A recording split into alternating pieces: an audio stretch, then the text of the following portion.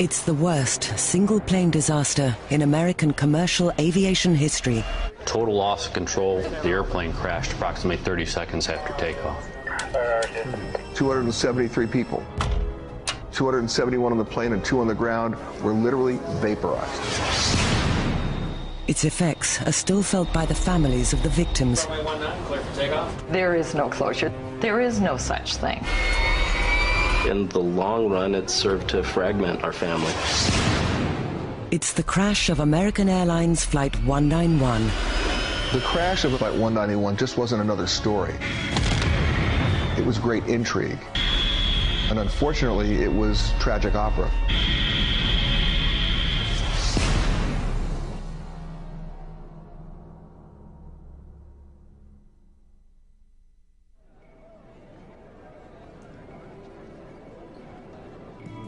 May 25th, 1979, 2:45 p.m.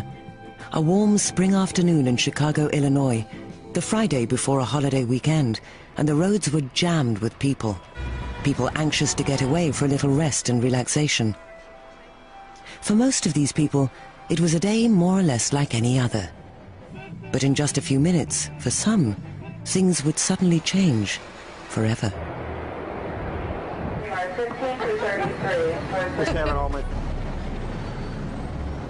2:55 p.m., O'Hare International Airport. It's a 3-day weekend. And of course, in Chicago, O'Hare was crowded with people trying to head out to go to their vacation spots for that 3-day getaway.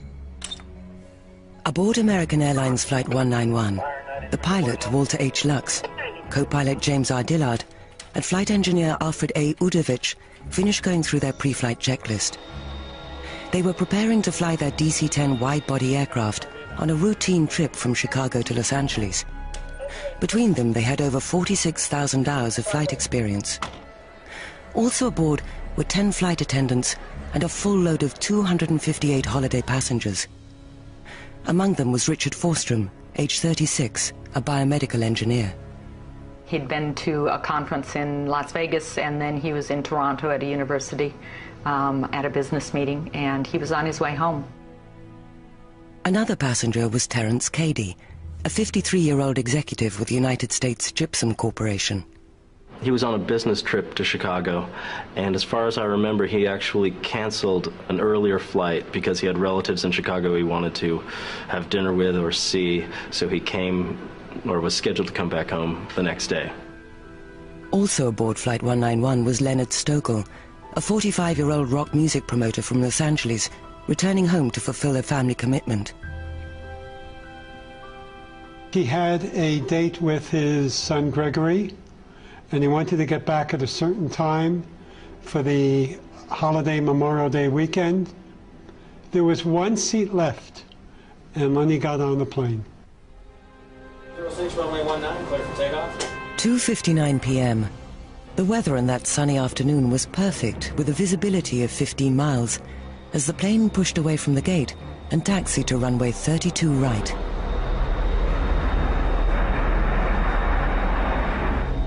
Zero at 14, confirm heading 170, cleared for takeoff. 3:02 p.m. Flight 191 was cleared for takeoff and began its takeoff roll. 191 underway. Just as the plane lifted off, the huge engine and its attaching pylon assembly, which was slung under the left wing, lurched and broke free. It came over the top of the wing and landed onto the runway.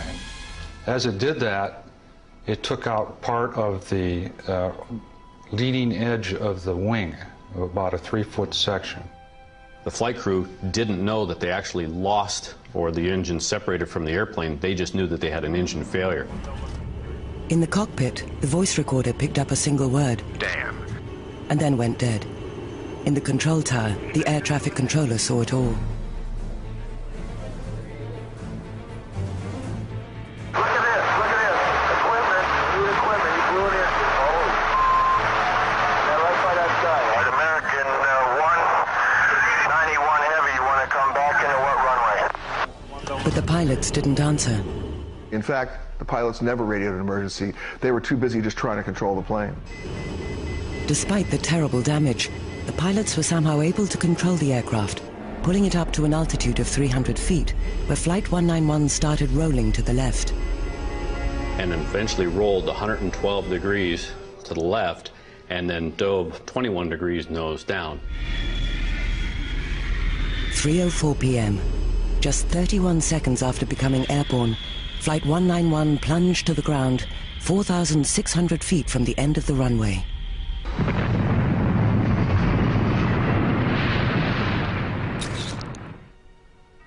An eyewitness to the event took these heart-stopping photographs.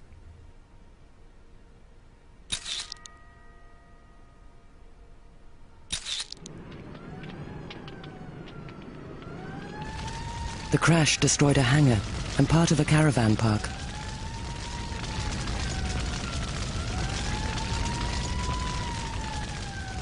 It was an inferno. And in one instant, 273 people, 271 on the plane and 2 on the ground, were literally vaporized. It was the largest loss of life in a single plane accident in US history.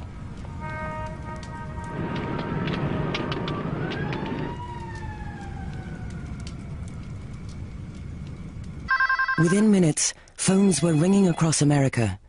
Among the first to be notified were members of one of the National Transportation Safety Board's elite GO teams.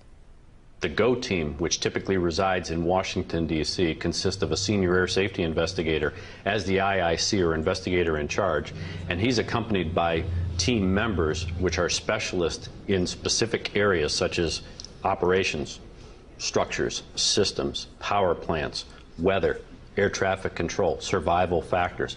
All of these team members comprise the GO team. Officials at the Federal Aviation Administration were also a large part of the investigation. Charles Foster was the FAA's Associate Administrator for Aviation Standards at the time, attending a conference in Montreal. It was about 4:30 in the afternoon, and a secretary in the U.S. office there came down and had me a slip of paper. And on it, it said, "Call your office immediately." I called my office in Washington, D.C., FAA headquarters, and I was told that we had had an accident in Chicago of a DC-10. It appeared all people were killed. The administrator was on his way there, and he wanted me to join him. So about 6:30 that evening, I was on a flight from Montreal to Chicago. And it was quite an emotional flight to sit there and realize that of my responsibilities and the fact that I was now going to an accident where so many people have been killed. Within hours, NTSB and FAA investigators were on the scene, combing through the smoldering wreckage of Flight 191, looking for clues. One of the big things with launching a team on a major investigation is to get them on scene and established as soon as possible to get the investigative process going as quickly as possible. The concern, of course, is that you have multiples of people that you have to deal with. You have hundreds of people that come together in a very short period of time that are going to be basically coming together for the first time under the most adverse or tragic of circumstances. You've got to get them organized and focused and the process begun to get this investigation going.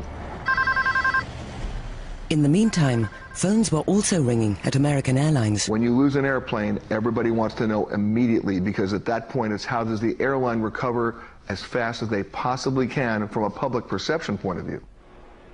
Also notified were executives at McDonnell Douglas, the manufacturer of the DC-10, and at U.S. Aviation Underwriters, the insurance consortium that covered American Airlines for liability in case of an accident. How are they then going to handle all the wrongful death cases that were then going to be filed? At least 273 of them from the passengers, the crew, and the people on the ground. Well, they swung into action. The lawyers who might be filing the wrongful death suits on behalf of victims and their family members also noticed the crash. One was Gerald Stearns, among the best in the small fraternity of lawyers who specialized in aviation cases. We finished up with the Paris DC-10 and a couple of others, so I thought right away there's got to be something, here that it would be of interest.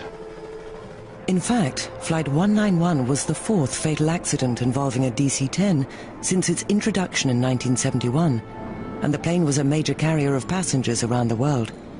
the reaction of the public and news media to the accident was extraordinary. The public reaction was, as you might suspect, huge and negative. So the DC-10 was already much in the news by the time of the May 25th, 1979 crash in Chicago. Everybody thought this time it was a defect with the plane. Devastating news to McDonnell Douglas, engaged in an intense competition with rivals Lockheed and Boeing for the lion's share of the world market in wide-body jets. But all this pales in comparison to the devastation felt by the families of the victims. Marlene Forstrom received a visit from one of her husband's co-workers. So it was kind of like, oh gosh, what are you doing here, Mike? And then I knew what he was doing there. I knew my husband was flying, and I just turned to him and said, did the plane crash? I was ironing and had the television on, and they interrupted the program. And they told about the crash out of Chicago. I called his office to find out, if they knew what flight he was going to be on. And the secretary said she didn't know, but she would check and call me back. And she didn't call back for a long time. And when she did, she confirmed it. Daniel Cady, the youngest of Dorothy and Terence Cady's 4 boys, was 15 at the time. It was my dad's birthday, and I walked into the house, and it's a very odd scene because on one side of the house there were presents for my dad's birthday, and on the other side of the house was a set of grieving people, and of course it's just surreal. Look at, they wrote on every page. For Stanley Stokel, the call he received from Leonard's girlfriend to tell him of his brother's death was tragically familiar. 17 years before, he had received a similar call. My parents were coming out to visit us from New York on March 1st, 1962, and they were on American Airlines Flight 1. And that plane took off, turned over, and crashed into Jamaica Bay, killing all 94 people on board that plane. While the families of those on Flight 191 tried to absorb their shock and grief, the pressure on the key players in the investigation began to mount. You had an airline that was trying to win the battle on the transcon routes in the United States. You had a manufacturer involved in a heated battle to win the wide-body construction race against Lockheed and Boeing. All of these combined, and it didn't go away. With questions about the safety of the DC-10 looming, investigators with the FAA and NTSB also felt the heat, which was building in intensity. There's the bolt. There's a nut still attached to part of the bolt. This is the traction nut.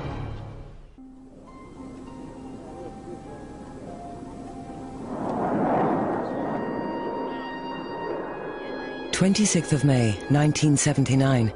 Less than 24 hours since the crash of American Airlines Flight 191 at Chicago's O'Hare International Airport, in which 273 people were killed.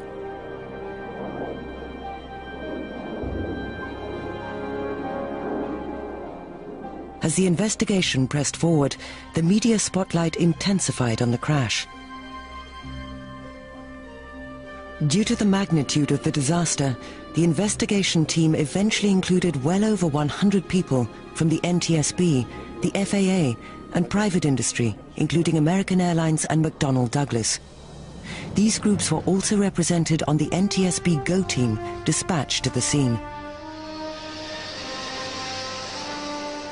At the airline, of course, they're part of that GO team. The engine manufacturer, they're part of the GO team. The actual airplane manufacturer, they're part of the GO team.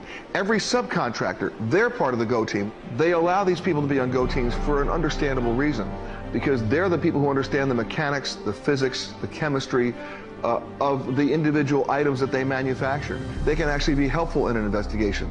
They can also be a real hindrance if the investigation turns in their direction. Many in the NTSB and FAA, however, saw this practice in a different light. Some people may think, well, yeah, because they manufactured something, then they're going to make sure that they defend their position. Well, I tell you that the other side, the guys that operate the airplane, are going to defend their position too. So there is an adequate interplay there to get to the truth. So it was a natural system of checks and balances. You got a lot of information. You had everybody looking at everybody else. They would provide information that you may not normally get if you were trying to do that investigation by yourself. But it wasn't the only potential division within the investigative team. There was also a difference in the roles of the FAA and the NTSB. The National Transportation Safety Board basically is the investigative portion of the accident. And then the Federal Aviation Administration, in this case, if it's an aviation accident, would be the regulatory agency. The NTSB had only one mandate: to investigate an accident and determine its probable causes, then recommend the necessary changes to prevent a similar disaster from occurring again. These guys have the hardest job, they do the hardest work under usually very terrible conditions. To what? It's CSI time. They have to find the cause, no matter what, without allegiance to politics or lobbying or financial pressure. But at the time of the crash of Flight 191, the FAA had a dual function. Historically, the FAA has had an impossible job, in fact, a schizophrenic mandate. It was given that mandate by an act of Congress to do two things: to make and enforce policy, safety, and regulate the airlines, and then at the same time to promote the business of aviation. A lot of people have felt there's a big conflict there. However, personally, I never see any conflict. To me, the way you promote aviation is make it as safe, efficient, and effective as it can be. Ultimately, it was at the FAA's sole discretion whether or not to implement the recommendations made by the NTSB in their investigations. Many critics of the FAA have claimed over the years that the agency has a tombstone mentality, that they know there's a problem, they know the causes are there, and yet they don't react. They don't actually proactively make policy. They wait until after people die. But by the same token, the FAA has to be very, very careful and cautious, because a lot of times people can propose things that you may find out that there's some other factors related to that proposal that are not in the safest thing to do. And I think this is what's happened in the past when the NTSB would make some recommendations that the FAA would not immediately adopt. No matter what their affiliation, however, all the people involved in the investigation felt a tremendous sense of urgency to find the reason for the crash quickly. Through the process of elimination, they were soon able to rule out several factors. There was nothing about the pilots that indicated pilot error. There was nothing about weather. There was nothing about any other planes in the area. There was nothing about fuel. There was nothing about any kind of terrorist activity. They could rule all that out. Now the question really was, what could they rule in? How many? Sunday, 27th of May, 1979. Elwood Woody Driver, the head of the NTSB's investigative team, held a press conference. On display was a broken bolt found along the runway near the wreckage of Flight 191. He announced that they had identified the probable cause of the engine loss. Any other questions?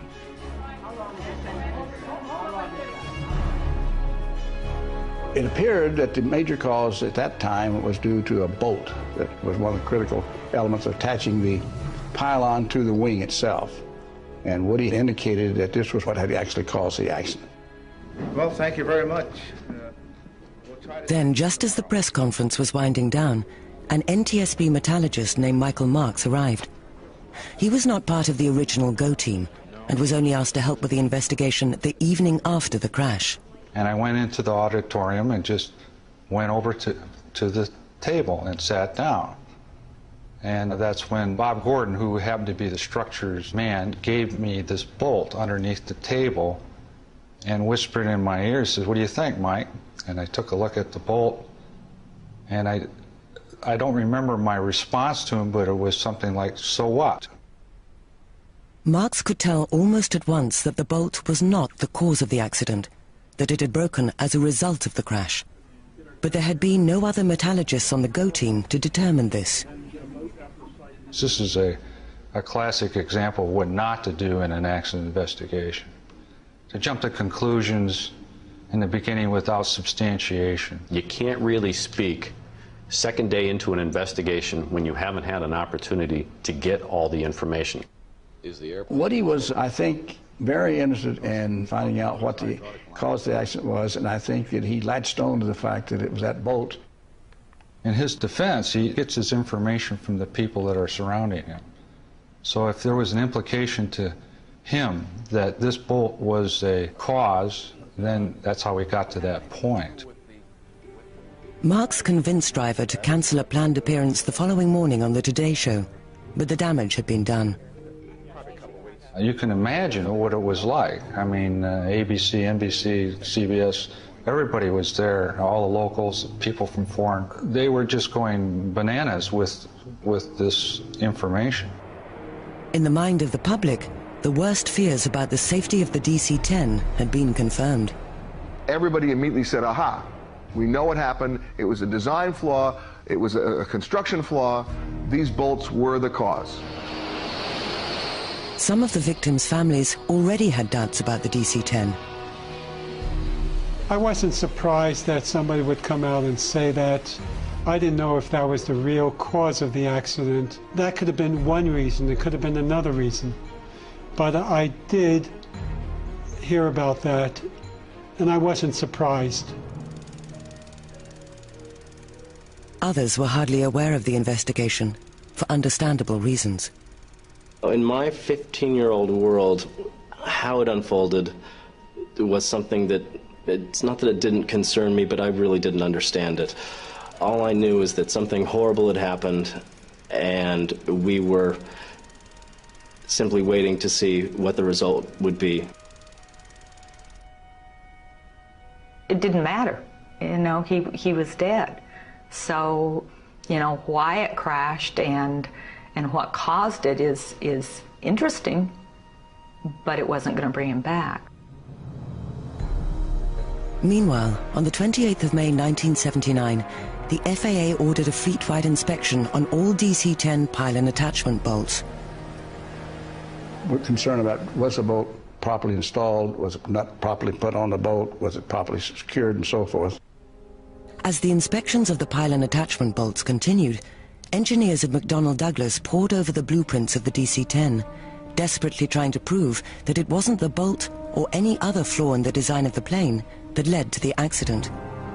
Despite the focus on McDonnell Douglas, another internal investigation was also being conducted at American Airlines. Donald Lloyd Jones, American's senior vice president of operations, ordered a report on the airline's maintenance practices, including those used on the crashed DC-10. The search took American's investigators to the company's main maintenance facility in Tulsa, Oklahoma. In this case, the report that was asked for by Donald Lloyd Jones at American Airlines was done by a man named Mac Eastburn. What happened to the Eastburn report became one of the most explosively controversial aspects of the entire investigation.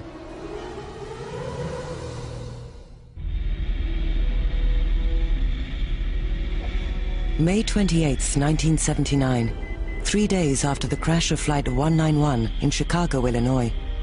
As the investigation into the causes of the disaster continued, American Airlines financial officer John Salvaggio was in a warehouse outside New York doing some digging of his own into the immediate cost of the crash to the airline.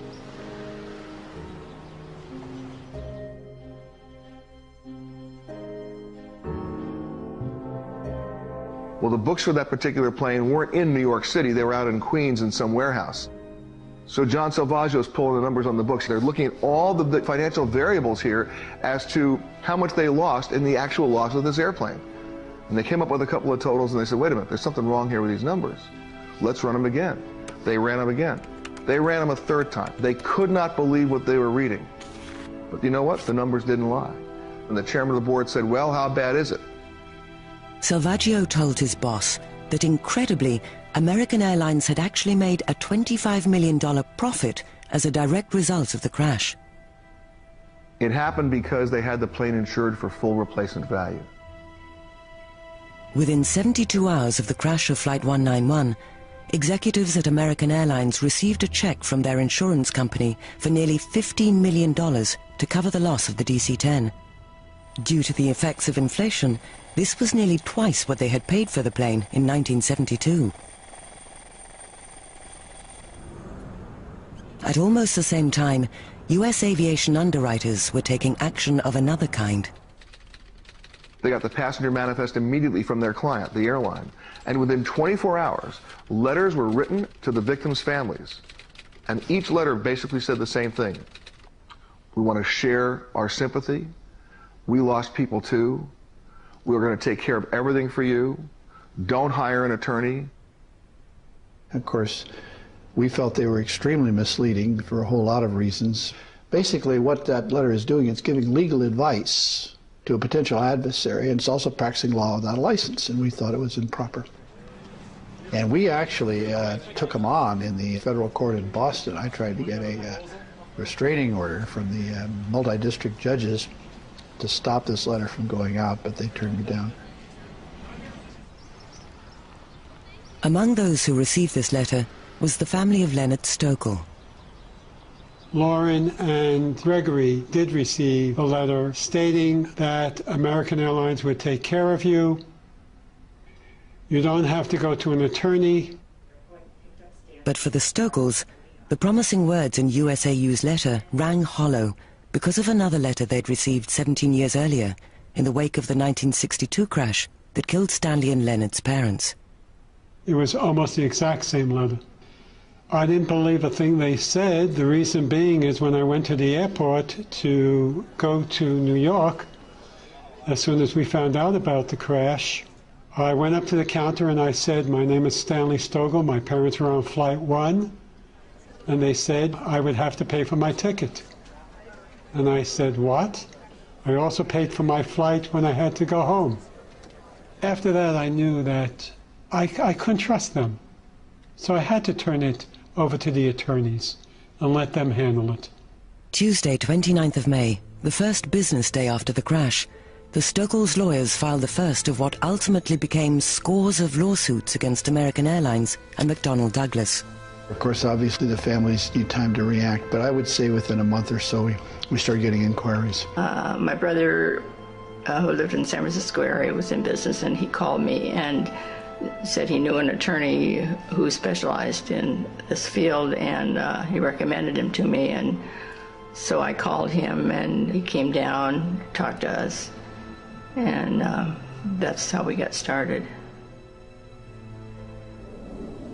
While the legal system was gearing up, metallurgist Michael Marks of the NTSB was moving forward with his part of the investigation. Ironically, the continuing media attention on the broken pylon attachment bolt actually helped Marks in his search for the true cause of the accident.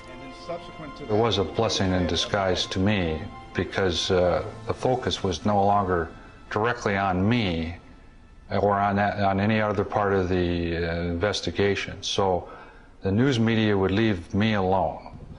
In this case, I was able then to look at other components. Sifting through the wreckage, Marks turned his focus to the pylon of the left engine. I could see a suspicious fracture that was in the back of the pylon. It was puzzling. It had an area in there that had what appeared to be very high-stress type of fatigue cracking, and it had an overstress fracture, and it didn't make a lot of sense. The crack itself was in the rear bulkhead of the pylon, the same place where the broken bolt that Woody Driver displayed during his press conference came from.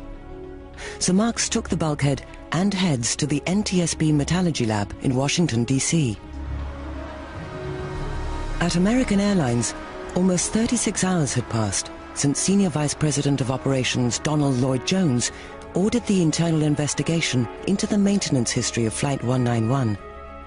He read the written report of the investigation, called the Eastburn Report, and was shocked by its contents. The report was so potentially devastating to American Airlines that on advice of the attorneys, American Airlines shredded the report. Chicago, Illinois, early June 1979, less than a week after the crash of Flight 191 at O'Hare International Airport. lawyers for American Airlines and McDonnell Douglas started gearing up for a major showdown. They were preparing to do battle over who should pay the greater part of the settlements in the Flight 191 lawsuits.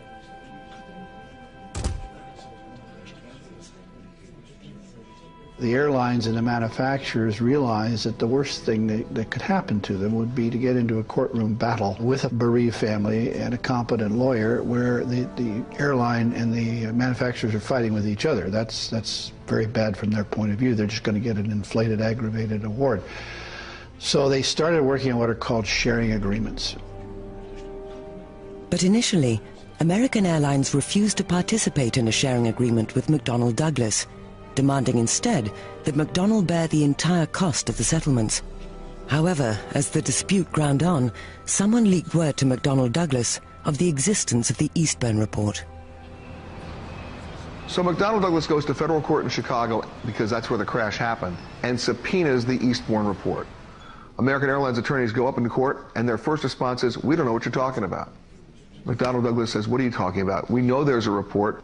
American Airlines goes, "Well, we'd like to amend our position." You see, there was a report, but now there is no report. And the judges said, "Excuse us?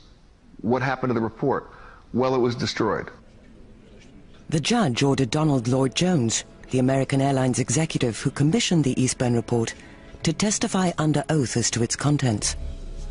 But lawyers for McDonnell Douglas also pursued another avenue.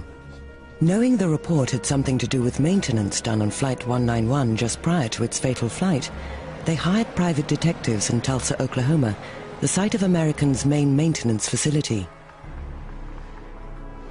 And they basically map out all over Tulsa and find out, okay, who did the engine change? What are their names? We want to talk to them. And they found them. Eventually, over 150 American Airlines employees were subpoenaed by McDonnell Douglas to give depositions in the case. One of them was a supervisor at Tulsa named Earl Russell Marshall. In the meantime, the families of those killed on Flight 191 were facing their own legal ordeal. As their lawsuits moved forward in the coming months, they confronted issues they never could have imagined. Well, it wasn't a happy time, that's for sure. I felt like we were on trial instead of the airlines, and I thought the airlines should have been on trial. This set of lawyers decided that their best way of pursuing the case was to show that my father was a bad father, that he was worthless. For example, they asked me questions about how involved my dad was in my life. I played Little League Baseball. How often did he come to the games? Was he enthusiastic about my baseball playing? They asked my mom questions about their sexual life and whether they were happy that way. What they were trying to prove as far as his worth as a financial provider, I don't know. But I think that they were also trying to show that he was not only a bad father, but he was a bad husband. So from the very beginning, as far as the lawsuit went, my part of it was trying to figure out what the value of his life was. I had to sit down and figure out how much we spent on dry cleaning, how much he spent on lunch, how much he spent on gas going to work and back, just how much of our family income was spent on him. And that's what the lawsuit was about. While the legal side of the case began to unfold, NTSB metallurgist Michael Marks was in his lab in Washington, D.C., carefully examining the cracked pylon bulkhead from Flight 191. Basically, you examine the fractures with microscopes. They have various types of microscopes. You have what we call a bench binocular microscope, a stereo microscope, and you look at these components underneath it. You can do other tests. At this particular time, that's mainly what was happening. The fractures were in a part of the bulkhead called the flange. This flange was fractured, and it showed evidence of a large 10-inch size fracture, and in very small areas, relatively speaking, of what appeared to be a higher stress fatigue zone, and that means it's repetitive stresses that are producing the fracture. those zones were only about 1.5 inches on each side. So we had a total fracture in that area that was about 13 inches. What's more, Marks could tell that something had produced the original fracture prior to the crash. Because of the stresses on the pylon during takeoff, the crack suddenly expanded, ripping open, causing the engine pylon assembly to tear away from the plane. The real puzzling part was, why do we have this fatigue, and why do we have this overstress? We got something here that basically is not explained by normal fracture mechanisms, so it's got to be some kind of a fracture that occurs for some other reason. Well, my supervisors had some information that they suspected it might be maintenance related, so they went to Tulsa, Oklahoma. Both the NTSB investigation and the legal inquiry surrounding the crash of Flight 191 eventually converged on Tulsa. What was finally revealed there shocked the world of commercial aviation.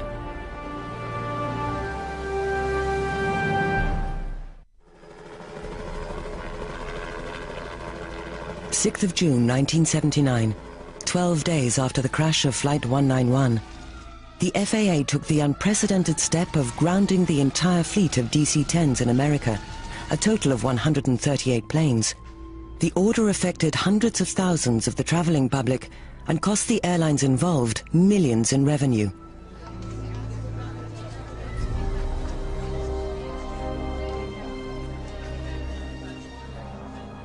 It had never happened before to an American fleet. Every DC-10 in this country, or any DC-10 trying to fly to the United States, could not do so. The economic impact was huge, and at McDonnell Douglas, it was devastating. Within days, they started losing order after order after order for new DC-10s. Every day the DC-10s were not flying, the cost and the pressure grew. It was a very dramatic action.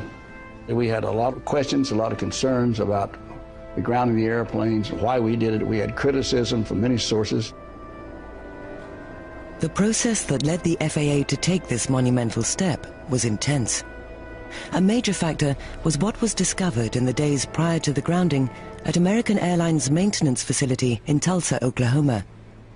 During the first week of June, NTSB investigators searched through the maintenance records of the DC-10 that became Flight 191 and began to form a theory about what caused the crack in the pylon bulkhead. I remember getting a call that was on Saturday morning. Do you think that this could be the result of a maintenance operation, such as if you remove the engine or put the engine back on? And it all dawned on me, just as clear as could be, that yes, I said, not only could it be, but I can prove it. Because there was a deformation that was occurring right at the very top of this, where the mating clevis, where the engine and the pylon come together, as if the clevis had impacted that area and had produced the downward motion onto the flange that caused the crack. In order for the clevis to go down and make an impact, it had to have been disassembled at the time when that impact occurred. That clevis would not normally be at that position. So it just became crystal clear right at that very moment. The damage occurred almost 2 months before the crash, when during a required repair, Flight 191's left engine pylon assembly needed to be removed. Maintenance procedures prescribed by McDonnell Douglas call for mechanics to first remove the engine from the pylon, then remove the pylon from the wing. But in an effort to save time and reduce the possibility of errors in reconnecting the various components, mechanics at Tulsa planned to remove the engine and pylon as a single unit, using a forklift to support the assembly as it was being disconnected from the wing. McDonnell Douglas was aware of the procedure, but did not approve of its use. Because if the forklift truck isn't perfectly aligned with the engine, if it's not perfectly pressurized by the hydraulic system of the forklift truck, the engine won't be properly fastened and you could do damage to the engine or the wing. However, since maintenance of an aircraft is the exclusive responsibility of an airline, McDonnell Douglas had no authority to stop the practice. American Airlines, as with any airline, has the authority to, based on their experience, in-service experience, modify a manufacturer's maintenance procedure. And it can be done without FAA approval. What's more, American was using this one-step procedure on all of its DC-10s. And on this particular aircraft, it was back at the Tulsa maintenance base for its required maintenance procedures. 30th of March, 1979. After a forklift was positioned under the engine, maintenance personnel disconnected the rear attachment point of the engine pylon assembly. But before they could remove the front attachment bolts, the work shift changed. And while they were gone, the hydraulic pressure in the forklift had a leak in it or changed, and it tilted the pylon, which they didn't see. This caused the rear attachment point of the engine pylon assembly to jam back up into its fitting on the wing, cracking the rear bulkhead of the pylon. The new work shift didn't notice the damage, which occurred inside the pylon, and finished what they thought was a routine repair.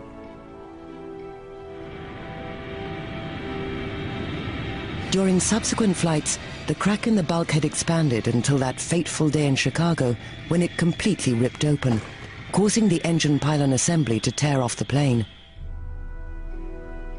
But this wasn't the end of the story, for during the ensuing inquiry, investigators discovered that two other airlines, Continental and United, were also using a one-step engine pylon removal procedure, although United's methods employed an overhead crane instead of a forklift.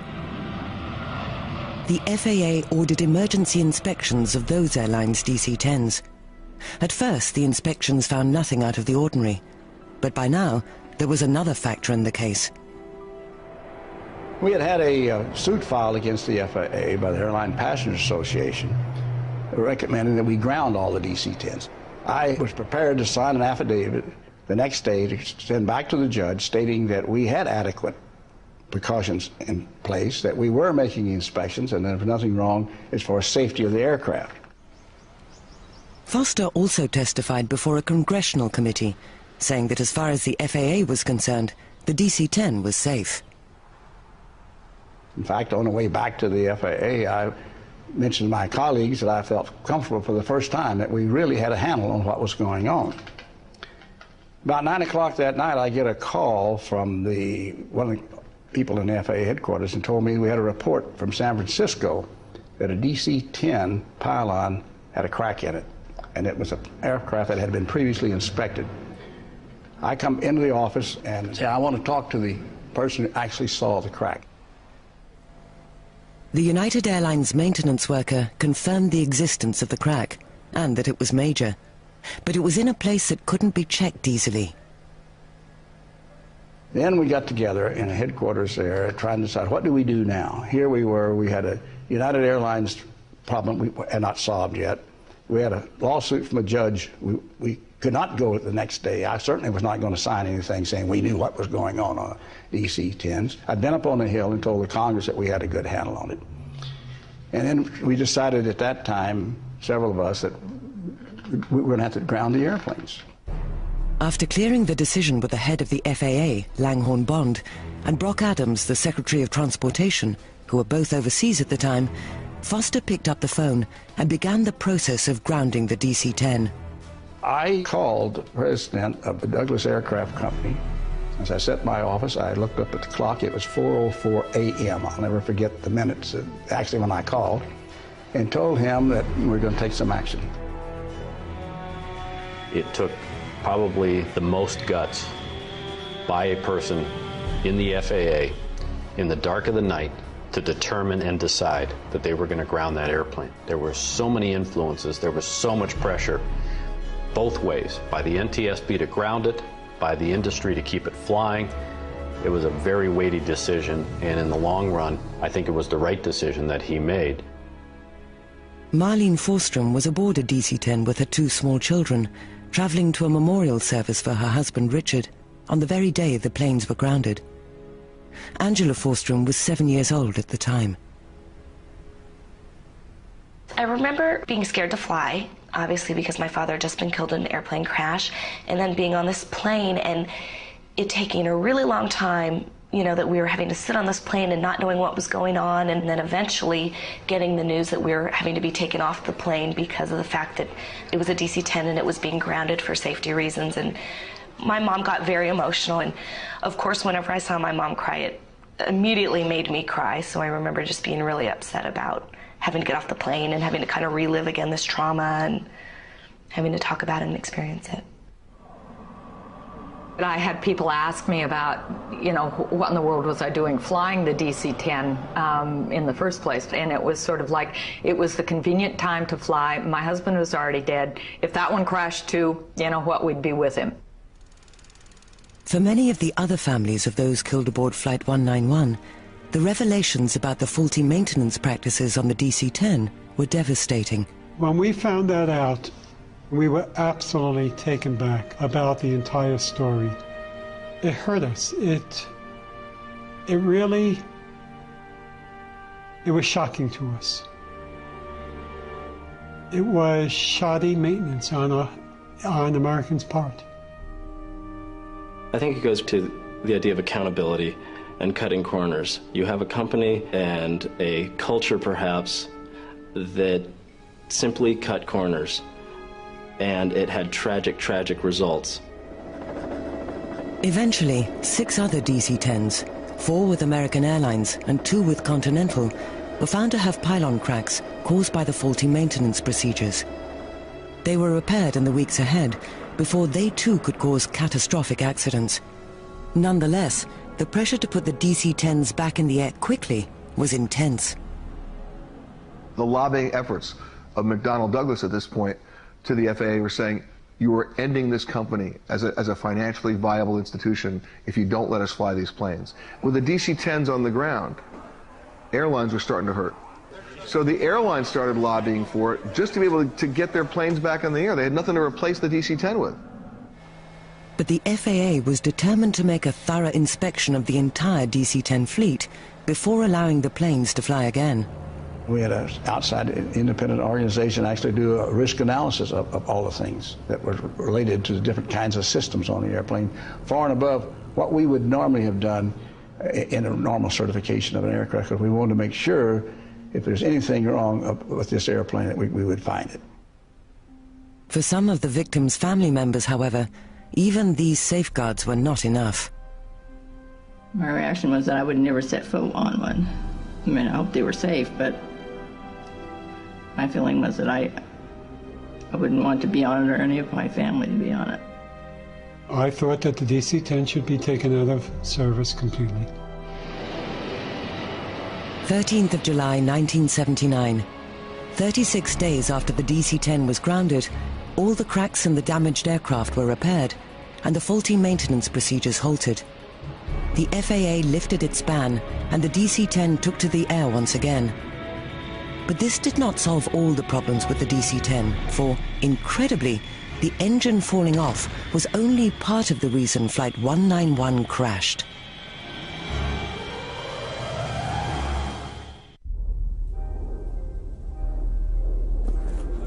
The investigation into the crash of Flight 191 on the 25th of May 1979 was one of the most difficult and heavily scrutinized ever undertaken by the FAA and NTSB. Part of the reason was the horrible toll in human life.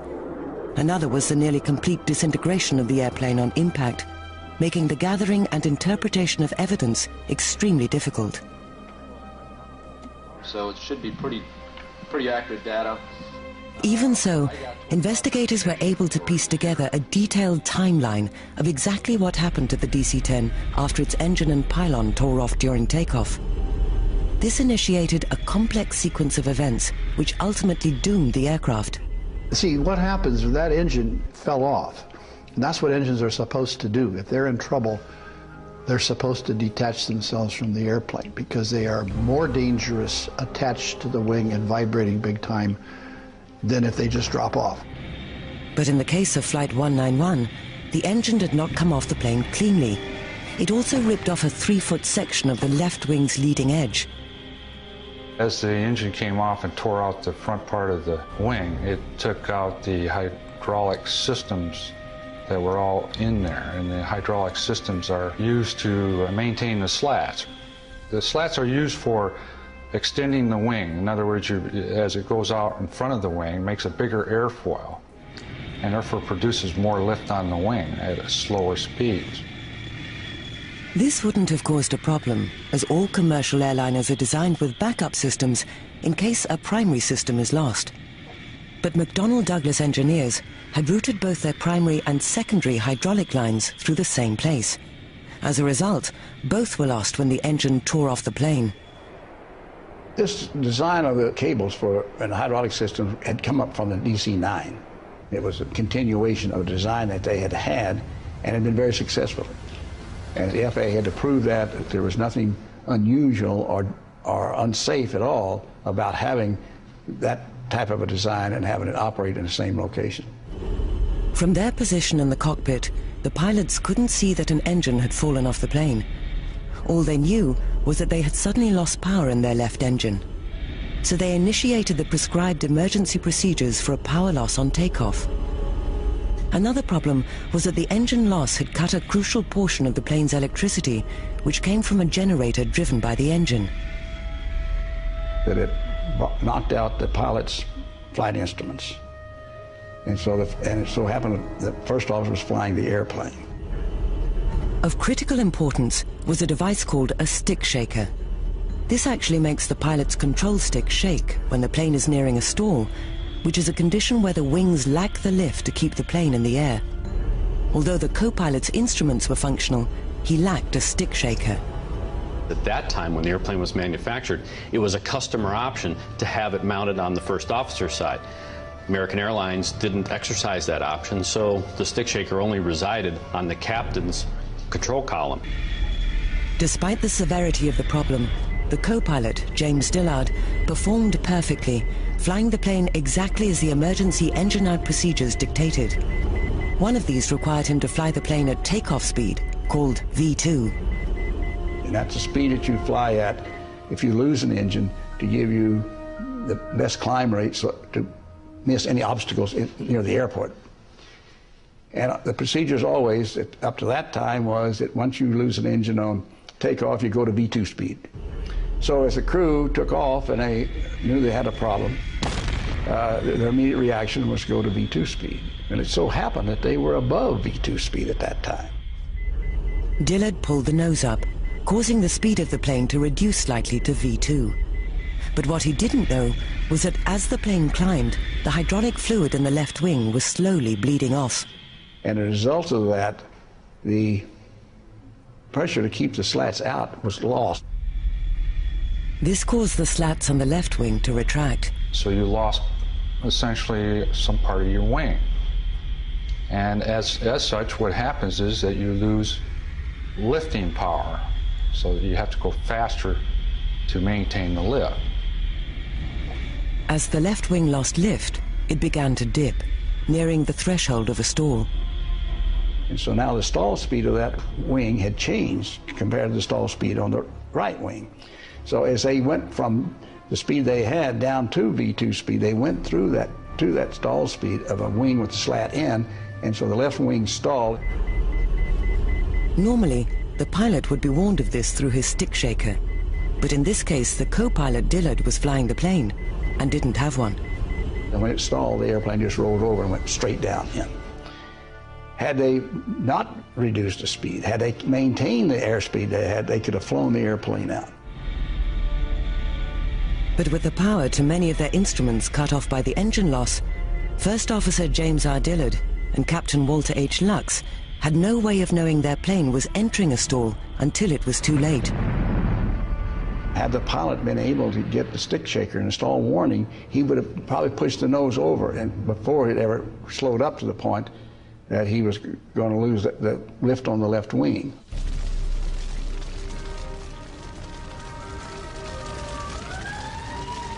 Ultimately, the NTSB listed several factors as the probable cause for the crash of Flight 191.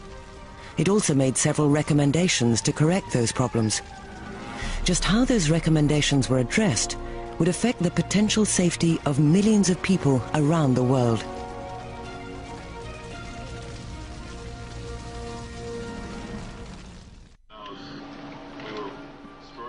21st of December 1979. Nearly 7 months after the worst single-plane disaster in U.S. aviation history, the crash of Flight 191 at Chicago's O'Hare International Airport, the National Transportation Safety Board released its final report on the accident. Among the causes it cited were improper maintenance procedures, which led to the failure of the plane's pylon structure, the vulnerability of the DC-10's leading-edge slat system to catastrophic damage, and the inadequacy of the engine-out takeoff procedures used during the emergency. One of the contributing factors was the FAA's lack of oversight and ability to identify and report deficiencies from maintenance actions that could cause or contribute to the failure of a component part and lead to an accident. The NTSB proposed numerous changes to correct these problems. Virtually all of them were adopted by the FAA, which had final authority over whether or not to implement the NTSB's recommendations. But one thing that neither the NTSB nor the FAA proposed were any design changes to the hydraulic system or the wing slats on the DC-10. Citing the extraordinarily small chance of a similar accident ever occurring again, and the controllability of the aircraft even without wing slat hydraulics, as long as it was kept above stalling speed, the FAA instead mandated other modifications.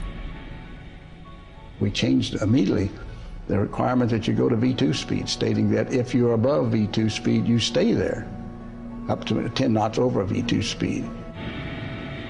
Another change was in the stall warning system of the DC-10. After this accident, it was required to have a stick shaker installed on both control columns, and that stick shaker had to be independent of each other. That is, a total different electrical system would operate them independently. So in the event of a loss of one electrical system, the electrical system on the number 2 side, or the good side, would still be able to fire the stall warning system. However, since the FAA's authority only extended to America, all it could do was advise foreign carriers of these recommendations. Nevertheless, officials believe that all foreign-operated DC-10s have been fitted with the new equipment. As far as the compliance with airworthiness directives that the FAA put out dealing with things that came out of the accident of the DC-10, obviously we're all complied with any aircraft that's on the U.S. registry, and I feel confident that same applied to DC-10s operated on foreign registries. 25th of March 1981, almost 2 years after the crash of Flight 191, Earl Russell Marshall, one of the American Airlines maintenance personnel subpoenaed by McDonnell Douglas in their dispute with American over who would pay the bulk of the wrongful death settlements, was scheduled to give his deposition in the case the following day. His wife finds this guy slumped in his car, in their garage, dead at the wheel. The coroner ruled it as carbon monoxide poisoning, suicide. Ironically, it was that point that motivated American Airlines to then call the McDonnell Douglas lawyers and say, okay, let's now share liability in these cases. McDonnell Douglas then ceased its pressure to see what was in the Eastburn report, and the whole issue was quietly dropped.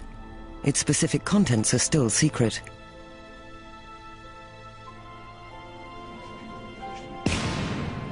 Yet while the agreement between McDonnell Douglas and American Airlines was completed within 2 years, the lawsuits of the relatives of those killed on Flight 191 ground on.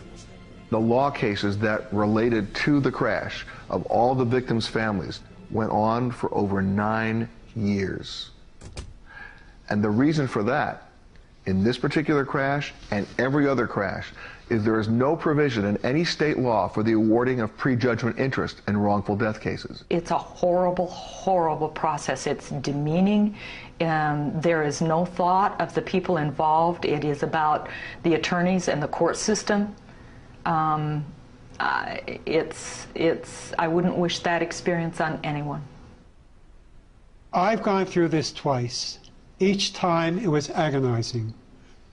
I am no attorney.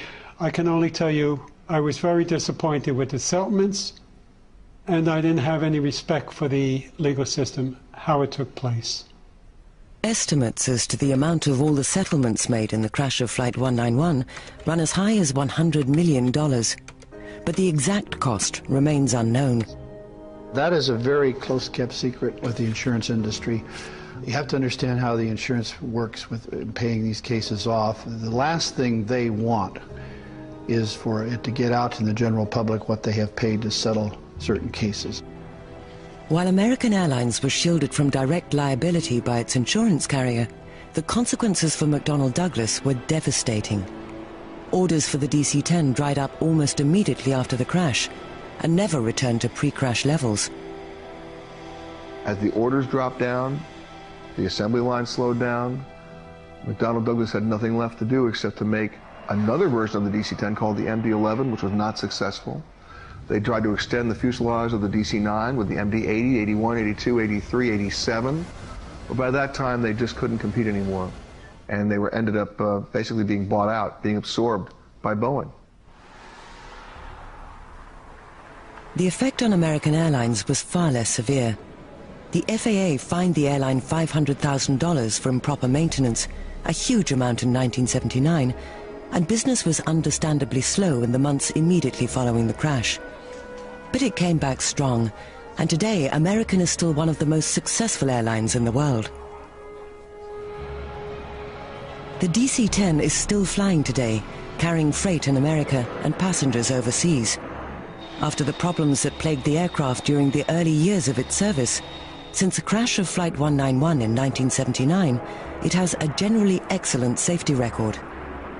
The best way to characterize any aircraft that has an in-service use is that it's like wine. They get better with age. Why? Because we get a better understanding of the airplane.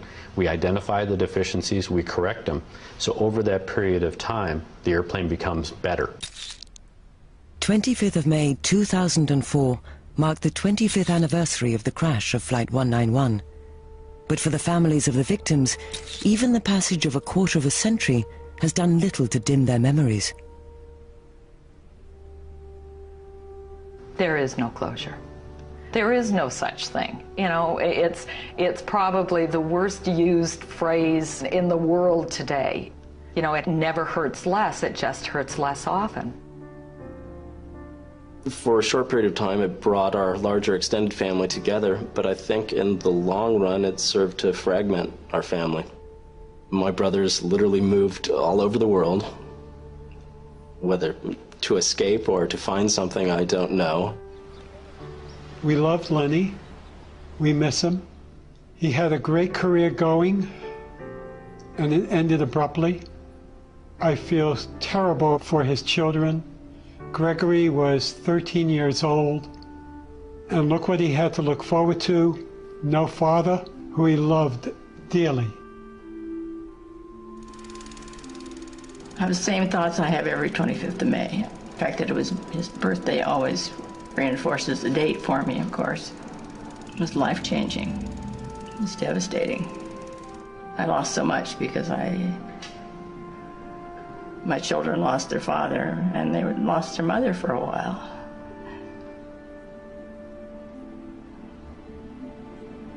But I got through it, and we all did. We've come a long way from 25 years to when this happened to us, because we had basically no support. There was never a memorial service for the people that died. There was never any gathering of us together so that we could support each other. And now I see that happening. I see that they get therapists, they get support, that there is an attempt to help the families who are going through this. Despite the crash of Flight 191, air travel in 1979 was the most reliable form of transportation available. It still is today. Commercial aviation remains incredibly safe. We had one period in this country where we went for 13 million takeoffs and landings without a single fatality. I challenge any other industry to match that standard. It's amazing. There is 3 holes out. Among the reasons for this extraordinary safety record are the improvements made because of Flight 191. One of the things about accident investigation is, one, you have the tragedy. We have typically a large loss of life. That is the tragic side of accident investigation and airplane accidents. What we don't want them to do is to have died in vain. It is our responsibility as investigators and as an industry to identify what caused that accident so that we can prevent it from happening tomorrow. And I think that this accident, May 25th, 1979, and what came out of that investigation opened the eyes of the industry that maintenance is a key player in the cause or contributing factor to an accident. We never looked at it before like that. We are looking at it now. I think that the skies are safer because of this accident, as they are practically of every accident. One of the things that we do is we go to an accident to determine what is wrong, why did that accident happen, and what can we do to prevent it. Aircraft accidents are horrible, but we learn from them. And I think because that we do learn from them, we are having fewer and fewer of them. Many lessons were learned from the crash of Flight 191, all of them difficult. It is for this very reason that they must not only be remembered, but be put into practice, so that history does not repeat itself. Part of the problem here is the media itself. The crash itself, front page news. What really happened, nobody seemed to care about it in terms of the mainstream press. And yet, that was the story. And that continues to be the story. It's not that a plane crashes. These things do happen. Thankfully, not that often. But why did it happen? And what do we learn from it? And how do we apply those lessons? That's a much, much bigger story. And if we don't report that, the bad patterns just continue. As commercial aviation advances, the lessons of Flight 191 will hopefully ensure that the human cost of the tragedy are neither forgotten nor paid in vain, and that they will help make the skies even safer in the future.